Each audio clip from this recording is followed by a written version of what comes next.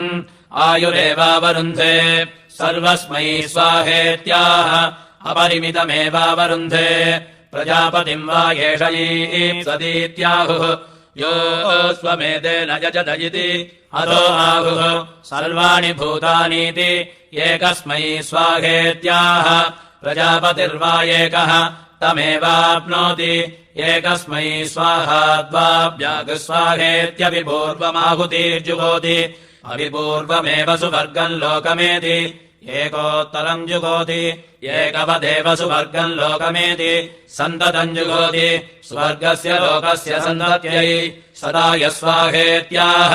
सदायुर्वै पुरुषः शतवीर्यः आयुरेव वीर्यमवरुन्धे सहस्राय स्वाहेत्याह आयुर्वै सहस्रम् आयुरेवावरुन्धे सयुताय स्वाहा नियुताय स्वाहा प्रयुताय स्वाहेत्याह त्रय इमे लोकाः इमानेव लोकानवरुन्धे अर्बुदाय स्वाहेत्याह वाग्वा अर्बुदम् वाचमेवावरुन्धे न्यर्बुदाय स्वाहेत्याह यो वै वाचो भूमा तन्यर्बुदम् वाच एव भूमानमवरुन्धे समुद्राय स्वाहेत्याह